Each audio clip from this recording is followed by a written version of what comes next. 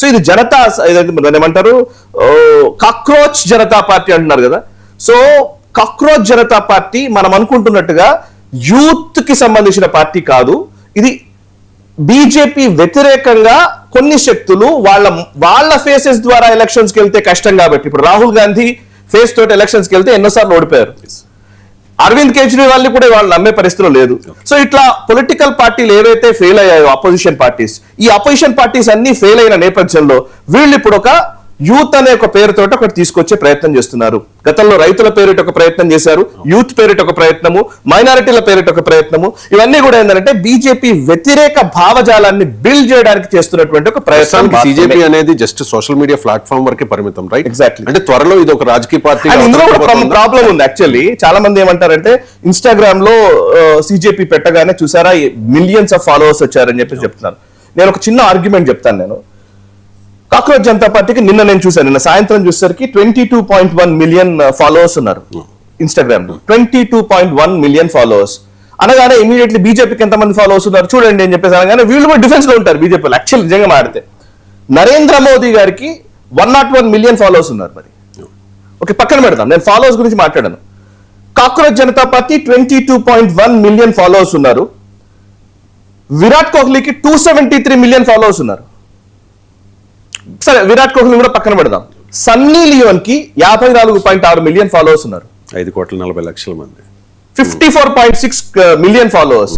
మరి cockroach Janata party 22.1 million followers. ఇప్పుడు నేనేమంటానంటే మరి సన్నీ లియోన్ ప్రధానమంత్రి అయిపోవచ్చు, ఓకేనా? Followers this is the problem. Followers ని బట్టి కాదు మనం ఆలోచించాల్సిందంటే ఎలక్షన్స్ ఎందుకు, ఓటర్లు ఎందుకు, ఓటర్ లిస్ట్ ఎందుకు, సోషల్ మీడియా ఫాలోవర్స్ ని బట్టి మనం ఎమ్మెల్యేని ప్రకటించేద్దాం. ప్రతి ఎమ్మెల్యేకి ఇంతమంది సోషల్ మీడియా ఫాలోవర్స్ ఉంటే బాగుంటుందని. సో ఇవన్నీ రాంగ్ ఆర్గ్యుమెంట్, ఇవన్నీ ఇమ్మెచ్యూర్ ఆర్గ్యుమెంట్. అందుకే నేను అంటున్నాను ఈ కాక్రోచ్ జనతా పార్టీ చేస్తున్నటువంటి ఆర్గ్యుమెంట్స్ అనేవి ఇవి నిజంగా చాలా మంది కొంతమంది మాట్లాడుతున్నా చాలా ఆశ్చర్యం వేస్తోంది కూడా. రాజ్యాంగబద్ధంగా ఎన్నికైనటువంటి అనేక సంస్థలు, రాజ్యాంగబద్ధంగా నడిచేటువంటి అనేక సంస్థలు ఉన్న టైంలో జస్ట్ పైకి ఏదో సోషల్ మీడియా హ్యాష్ ట్యాగ్ పేరిట వచ్చి ప్రజల్ని కన్ఫ్యూజ్ చేసి నిజమేనేమో అనిపించే విధంగా కొన్ని ఆర్గ్యుమెంట్స్, కొన్ని మీమ్స్, కొన్ని పోస్టులు చేసి తద్వారా రాజకీయాల్లోకి వస్తే చాలా దారుణమైన స్థితిగతులు మనం చూడబోతున్నాం. ఎందుకంటే మెచ్యూరిటీతో కూడినటువంటి రాజకీయాలు అవసరం ఈ రోజు భారతదేశానికి. బికాస్ 140 కోట్ల జనాభా ఉన్న ఈ భారతదేశంలో అనేక వైవిధ్యమైనటువంటి ఈ భారతదేశంలో దీన్ని నడపాలంటే, ఈ ప్రభుత్వాన్ని నడపాలంటే ఈ కాక్రోచ్ల వల్ల నాశనం అవుతుంది దేశం. బొద్దింకల వల్ల ఇల్లు ఎలా నాశనం అవుతుందో ఇప్పుడు ఈ కాక్రోచ్ జనతా పార్టీ వల్ల ఇల్లు నాశనం అవుతుంది. కాక్రోచ్ జనతా పార్టీని విమర్శిస్తే యూత్ ని విమర్శించినట్టు కాదు. Please understand this is not youth party కాదు, ఇది ఆమ్ ఆద్మీ పార్టీకి extended version. This is what my Modi anti BJP campaign directed by Kejriwal అంటారు. Obviously there is no doubt. అందులో వాళ్ళ నేపథ్యాలు అన్నాయి కదా. నేను అట్లా కూడా అనట్లేదు. ఇప్పుడు ఆమ్ ఆద్మీ పార్టీ నుంచి వచ్చిన వాడు ఇంకో పార్టీ పెట్టకూడదా? పెట్టొచ్చు. దానికి యూత్ అనే ముసుగేయదు. నా పాయింట్ అది. అంటే మోటివ్స్ ఉంటాయి చూసారా, ఎవరికైనా మోటివ్స్.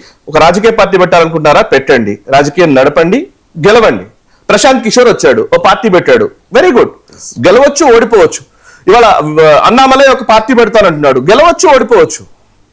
సో దానికి మోటివ్స్ ఆపాదించే విధానం ఉంటుంది చూసారా, అక్కడ సమస్య ఉంది.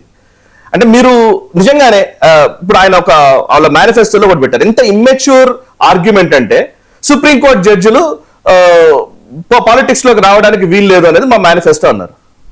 రాజ్యాంగం ఏం చెప్తుందండి? అంటే మీరు ఇప్పుడు పొద్దున ఎవడో ఒకటి వస్తాడు, ఒకటి వచ్చి మీడియాలో పనిచేసిన వాడు రాజకీయాల్లోకి రావద్దు అని అంటాడు. మీరు రాకుండా ఉండాలా? అంటే రాజకీయాల్లోకి రావాలంటే క్రైటీరియా భారత పౌరుడై ఉండాలి. పౌరుడై ఉండాలి. అతను ఇంతకు ముందు ఏం చేశాడు ఏంటి అని అంటే ఒక ఐపీఎస్ ఆఫీసర్ రాజకీయాల్లోకి రావట్లేదా? ఎలక్షన్ కమిషనర్లు కాంగ్రెస్ పార్టీలో రాజకీయాలు చేయలేదా? సో ఈ ఆర్గ్యుమెంట్ అవును నిజమే. వెంటనే కొంతమందికి ఏమనిపిస్తుంది అంటే చూడడానికి చాలా కరెక్టే కదా అనిపిస్తుంది. ఆ కరెక్టే కదా అనిపించే ఒక అమాయకపు భావజాలాన్ని వీళ్ళు క్యాష్ చేసుకోవాలనుకుంటున్నారు in the name of cockroach Janata party. Thank you so much అండి.